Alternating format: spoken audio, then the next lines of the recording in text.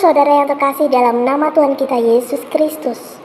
Tuhan bisa memakai siapa dan kapan saja. Dalam 1 Timotius 1 ayat 16, tetapi justru karena itu aku dikasihani agar dalam diriku ini, sebagai orang yang paling berdosa, Yesus Kristus menunjukkan seluruh kesabarannya. Dengan demikian aku menjadi contoh bagi mereka yang kemudian percaya kepadanya dan mendapat hidup yang kekal. Memang ketika Roh Kudus menginsafkan seseorang, pada saat itu ia merasa dirinya adalah orang berdosa. Keyakinan ini adalah hal yang sangat terasa. Roh Kudus mengambil dan mengaplikasikan kebenaran Tuhan sehingga menembus hati orang itu. Dan begitu juga kita telah menyadari kegagalan di hidup kita dan kemudian menerima kasih karunia dan pengampunan Tuhan, kita akan mengetahui kebenaran ini. Itu mungkin tidak berdampak begitu kuat kepada kita pada saat kita mulai belajar untuk hidup dengannya. Tetapi cepat atau lambat akan ada perubahan dalam cara hidup kita. Mereka mengetahui kebenaran bahwa Yesus telah mati untuk mereka dan Roh Kudus tinggal di dalam mereka untuk membebaskan mereka dari dosa. Salam Pastor, saya mau bertanya bagaimana cara mengeluarkan jarum susuk yang sudah di dalam tubuh. Oke. Susuk itu ada dua jenis. Susuk itu ada dua jenis. Ada berapa? Ada dua jenis. Pertama, tapi ingat ini susuk perbomohan. Susuk hidup dan susuk mati. Nah, susuk hidup pada waktu jarum emas itu dimasukkan dengan mantra, seret gitu, seret masuk ini, maka susuk itu kan hidup berjalan mengikuti jalur peredaran darah. Makanya susuk yang ditancapkan di sini belum tentu ada di sini, boleh pindah di sini, boleh pindah di sini. Karena mengikuti jalur peredaran darah berjalan. Jelas? Jelas? Nah, ini kalau di dalam doa pelepasan pengusiran setan, di dalam nama Tuhan Yesus, setan keluar, susuk ini akan keluar. Suatu benda yang keluar, yang bersangkutan akan terasa sakit. Biasanya melalui mulut atau pori-pori kulit keluar. Gitu. Ini susuk hidup, berarti masih ada kekuatannya. Dan susuk ini ada kadaluarsa maksimal 15 tahun. Ingat, setan pun ada masa expired. Makanya yang kekal itu hanya Tuhan. Jadi maksimal berapa? 15 tahun. Nah, tergantung tingkatan bomohnya. Kalau bomohnya itu tingkat tinggi, itu 15 tahun. Kalau tingkat rendah, 40 hari. Tingkat menengah, 1000 hari. Nah, yang kedua adalah susuk mati. Susuk apa, Saudara? Nah, susuk mati, waktu dipasang susuk gini,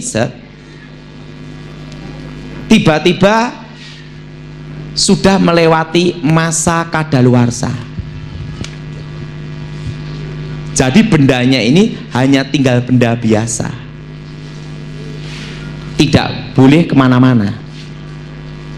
Nah, yang ini yang sering dalam doa pelepasan, waktu diputuskan kutukannya dalam nama Yesus, di dalam badan tidak keluar karena sudah jadi benda biasa, namanya susuk mati. Makanya dalam doa pelepasan tidak harus keluar, belum tentu. Nah, kalau yang susuk mati ini dioperasi dokter pun boleh keluar, karena memang kekuatannya sudah tidak ada, sudah melewati masa kadaluarsa.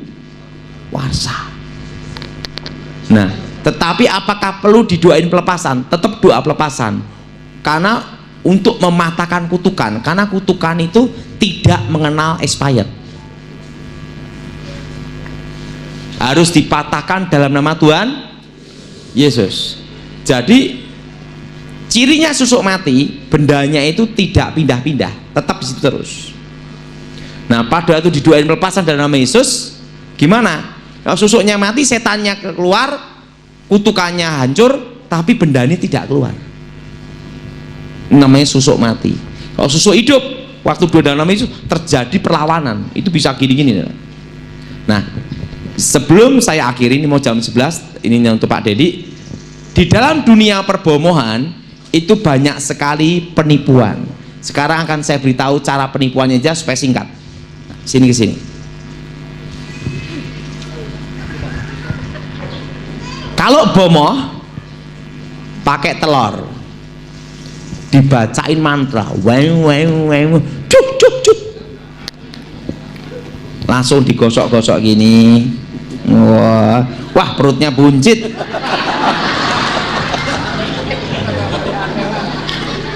Langsung telurnya dihancurkan, tak, keluar darah, keluar jarum dan paku.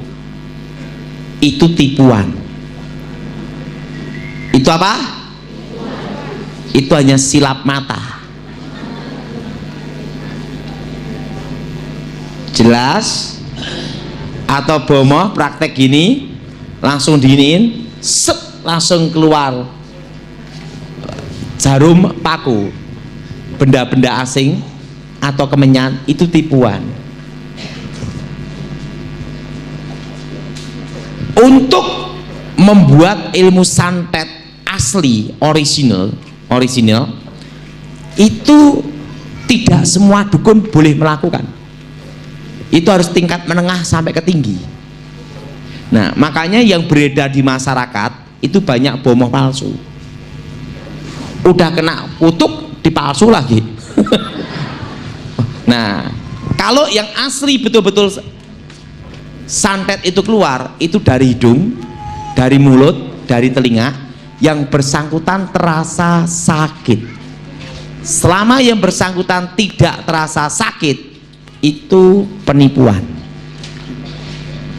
Atau di sini waktu keluar tidak sakit sama sekali, digosok keluar paku, jarum, bendaan, itu hanya tipuan. Apa Dada?